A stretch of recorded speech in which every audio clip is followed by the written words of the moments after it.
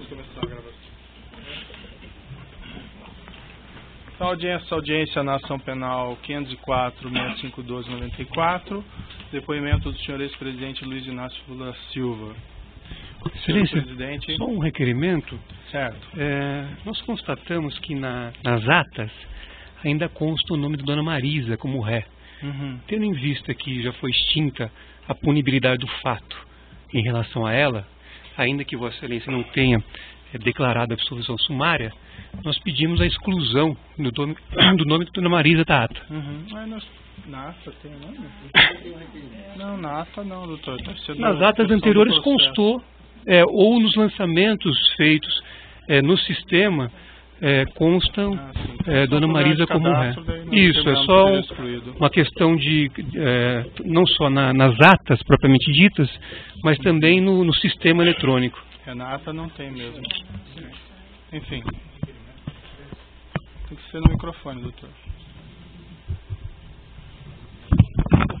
Andrei, procurador da OAB. Sei. Tendo em vista que é instrumento de trabalho do advogado o uso do seu celular, a OAB requer que Vossa Excelência reconsidere a decisão que nega o ingresso dos advogados com o celular. Da mesma forma, com relação à gravação, uma vez que esse é um entendimento já afirmado pela OAB, a gravação do áudio. Certo. Isso já foi objeto, doutor, de decisão e já foi indeferido, e inclusive houve recurso em 2 instâncias e foi indeferido. O que eu nunca proibi, e fica aqui muito claro, a gravação do áudio pelos defensores fica liberado desde que não haja transmissão simultânea. Agradeço. Pode passar o gravador? Se é sobre o celular, doutor, não vai ter volta atrás. Me parece que a decisão do tribunal fala de gravação. E hoje o telefone celular, como já apreciado pela Suprema Corte Americana, não é mais simplesmente um aparelho que faz ligação, ou que grava simplesmente, mas é um microcomputador que permite a comunicabilidade dos advogados, né? É da mesma forma que o computador que o Ministério Público está usando. Portanto, se Vossa Excelência mantiver a decisão de manter os celulares acautelados e não determinar a devolução, que é o que nós estamos requerendo, eu requero a Vossa Excelência que mande acautelar também o computador. Não, os computadores todos estão permitidos, certo? Mas os telefones celulares hoje são microcomputadores. Doutor, eu já se Vossa Excelência pode até advertir que não grave em imagem, mas o requerimento é que Vossa Excelência determine a devolução dos telefones celulares, advertindo qual é a ação que Vossa Excelência considera pertinente dos advogados. Certo. Doutor, eu indefiro com base no que eu já argumentei na decisão anterior, certo? Vamos começar então. E os computadores são permitidos? Sim. Excelência. Não vamos entrar nessa questão. Bem, vamos começar aqui no processo. Audiência na ação penal 504-6512-94, depoimento do senhor ex-presidente Luiz Inácio Lula Silva. Senhor presidente, boa tarde, já lhe adiantei boa tarde antes. Eu vou esclarecer aqui que o senhor ex-presidente vai ser tratado com o máximo respeito, como qualquer acusado, e igualmente pela condição do cargo que o senhor ocupou no passado. O senhor ex-presidente pode ficar absolutamente tranquilo quanto a isso. Eu gostaria de colocar mais uma vez para o senhor ex-presidente que esse interrogatório é um ato normal do processo. No fundo, é a oportunidade que o senhor ex-presidente vai ter de falar no processo e apresentar a sua defesa diretamente. Seus advogados podem fazer isso, mas é a melhor oportunidade que o senhor tem de falar diretamente nos autos. Certo? Além disso, senhor ex-presidente, eu queria deixar claro que, em que pese algumas alegações nesse sentido, da minha parte eu não tenho qualquer desavença pessoal em relação ao senhor ex-presidente, certo? O que vai determinar o resultado desse processo no final são as provas que vão ser colacionadas e a lei. E também vamos deixar claro que quem faz a acusação nesse processo é o Ministério Público e não o juiz. Eu estou aqui para ouvi-lo e para proferir um julgamento ao final do processo, certo? Também vou deixar claro, senhor ex-presidente, houve alguns boatos no sentido de que haveria a possibilidade de ser decretada a sua prisão durante esse ato, e isso são boatos que não têm qualquer fundamento.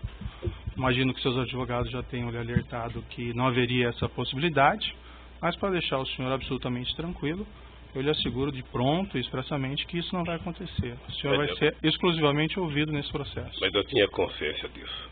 Perfeito. Eu só fiz a questão de fazer para deixar o senhor, se eventualmente tinha alguma remota dúvida nesse sentido, para que o senhor possa depor com mais tranquilidade. Certo? Certo. Agora também eu vou esclarecer, senhor presidente, que no interrogatório judicial existe uma acusação e por conta dessa acusação podem ser feitas perguntas difíceis ao senhor. Isso é natural do ato judicial. Não significa que essas perguntas contêm afirmações de fatos que são verdadeiras.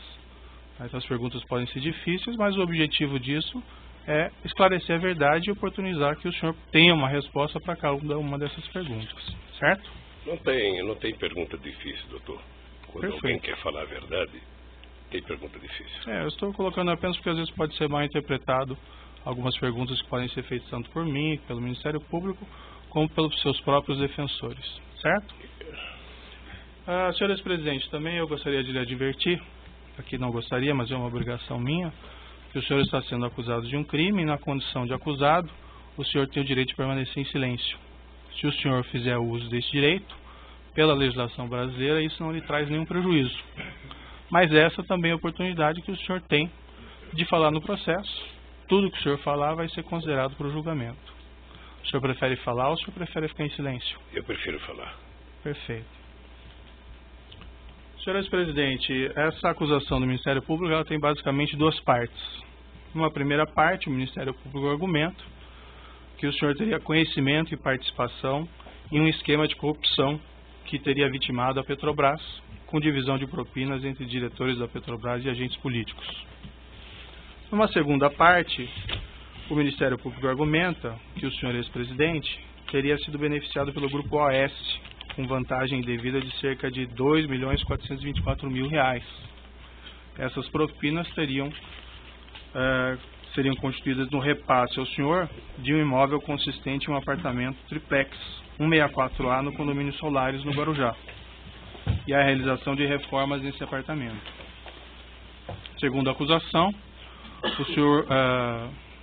o senhor ex-presidente teria pago nesse edifício por uma unidade simples, mas foi destinado pela OAS um apartamento triplex para o senhor, com 3 pavimentos de preço superior, além do que teriam sido feitas reformas para incrementar esse apartamento, sem que o senhor ex-presidente arcasse com a diferença de preço de imóvel, que ficou o custo das reformas. Essa vantagem devida, segundo o Ministério Público, de cerca de R$ 2.424.000, estariam relacionados a acertos de corrupção em contratos públicos, inclusive da OAS com a Petrobras. Eu vou fazer algumas perguntas bem específicas ao senhor ex-presidente sobre esse apartamento triplex 164 do condomínio Solares. Antes de uma questão de ordem apenas, a defesa do ex-presidente Lula não reconhece como objeto desta ação essa primeira parte da fala de Vossa Excelência, porque esse afirmado esquema de corrupção, data máxima vênia, é objeto de um inquérito que tramita no Supremo Tribunal Federal. Então, o objeto da denúncia, a acusação que consta na denúncia e é daquilo que o réu se defende, diz respeito a 3 contratos firmados entre a OAS e a Petrobras e a um apartamento triplex no Guarujá. Então, é esta acusação que consta na denúncia, a despeito de outras eventuais questões periféricas que tenham sido tratadas sem, com o devido respeito, o rigor jurídico e observância do artigo 41 do Código de Processo Penal.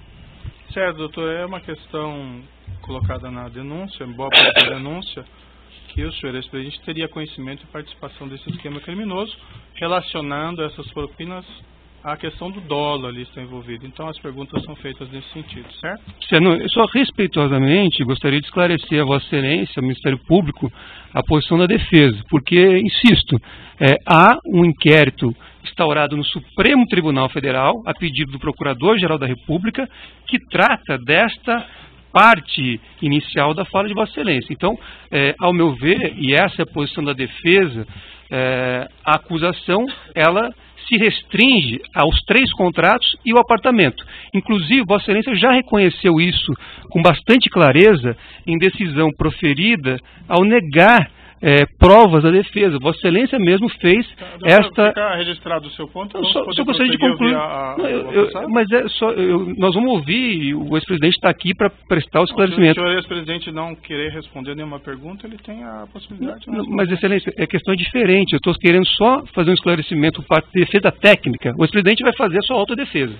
Mas a defesa técnica do ex-presidente informa a Vossa Excelência que reconhece neste processo, tal como decisões proferidas anteriormente por Vossa Excelência, apenas a acusação que eu expus há pouco. Tá bom, fica consignado o seu ponto, doutor, e agora vamos para as perguntas, então, certo? No processo, senhor ex-presidente, e aqui eu só vou fazer uma referência por localização, evento 3, arquivo comp 12, consta um termo de adesão com data de 1/4 de 2005, que teria sido assinado pela senhora sua esposa Marisa Letícia com a Bancop, relativamente à aquisição de uma cota correspondente a um apartamento de unidade simples de 3 dormitórios no edifício em Guarujá do condomínio Solares. Nessa época era identificado como Mar Cantábrico. Eu vou mostrar para o senhor esse documento, se o senhor quiser dar uma olhadinha. Eu sei, está no de imposto de renda, doutor. Certo, o senhor quer dar uma olhada no documento? Não. O preço total desse imóvel é R$ 195 mil. A identificação do apartamento de dormitórios como... Excelência, é cota, não é o imóvel. O documento não diz imóvel, o documento fala em cota. O preço total da cota que levaria à aquisição do imóvel seria 195 mil. E a identificação do apartamento de dormitórios como sendo o apartamento 141 do edifício Návia, que depois virou edifício Salinas, quando o empreendimento passou ao oeste. O senhor ex-presidente poderia me descrever as circunstâncias da aquisição dessa cota correspondente a esse apartamento? Simplesmente a minha mulher resolveu comprar uma cota da cooperativa Bancop.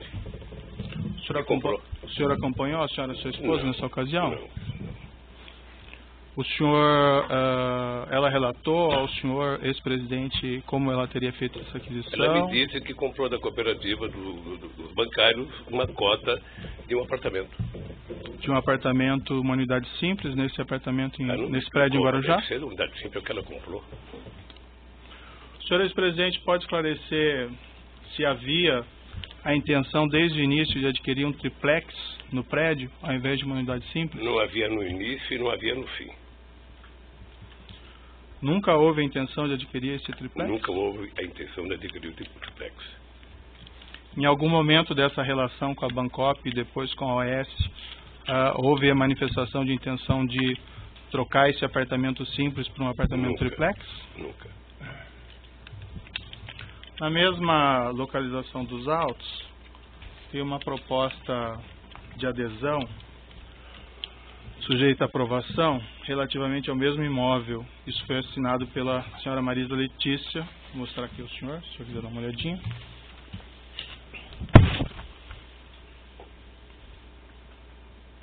De quando que é essa data aqui? Isso é de 1/4 de 2005.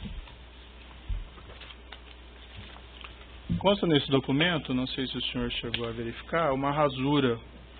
O número 174, correspondente ao triplex, nesse mesmo edifício, foi rasurado. Em cima dele foi colocado o número 141.